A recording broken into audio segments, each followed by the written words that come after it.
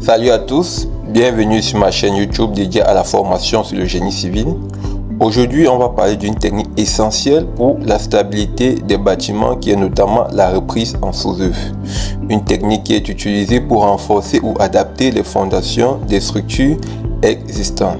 Alors, si vous êtes peut-être sur un chantier où les fondations doivent être renforcées ou si vous avez un projet de rénovation, cette vidéo est faite pour vous.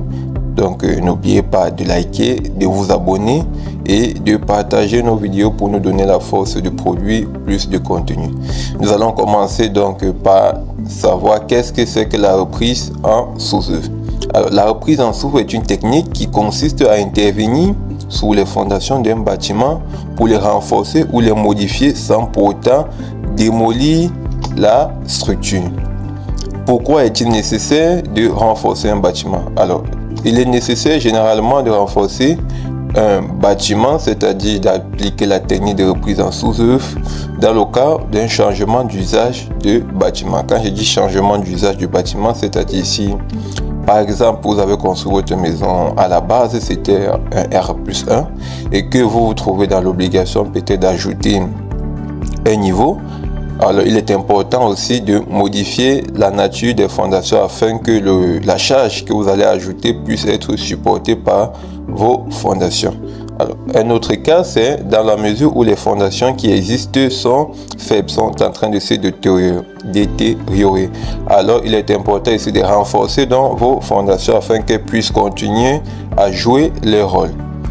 Par ailleurs, nous pouvons aussi avoir dans certains bâtiments ou dans certaines constructions des problèmes d'étassement ou d'affaissement. Donc, dans cette situation, on pourra aussi utiliser la méthode de la reprise en sous-œuvre. Un autre cas, c'est dans la mesure où nous avons des travaux à proximité qui peuvent affecter la stabilité d'un bâtiment. Maintenant, quelles sont les différentes techniques de reprise en sous-œuvre? Parmi les différentes techniques, nous avons ce qu'on appelle la reprise par étapes, qui consiste ici à soutenir temporairement le bâtiment avec des étais pendant les travaux sous la fondation. Cette technique est idéale pour les petites interventions ou des réparations ponctuelles.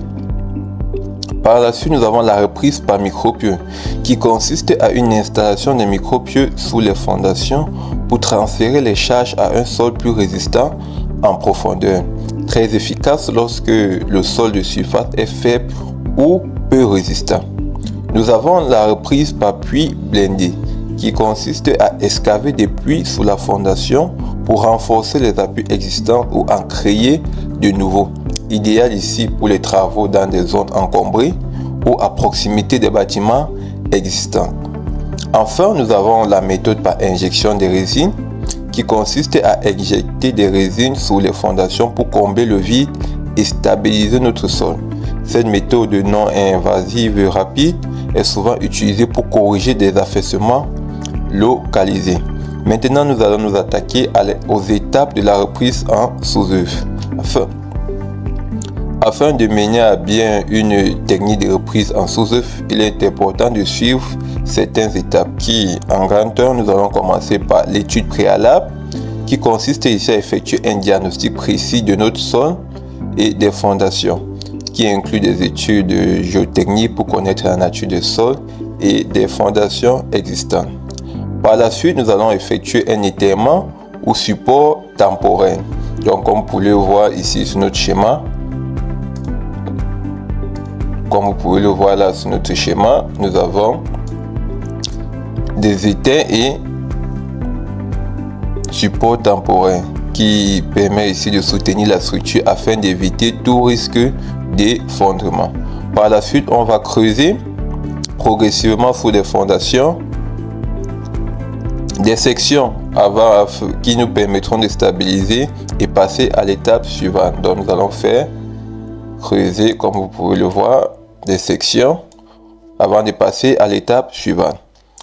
À la suite, nous allons passer donc au renforcement ou au remplacement des fondations selon la méthode choisie, c'est-à-dire par micropieux ou bien par puits blindé. On procède donc au renforcement ou au remplacement des fondations.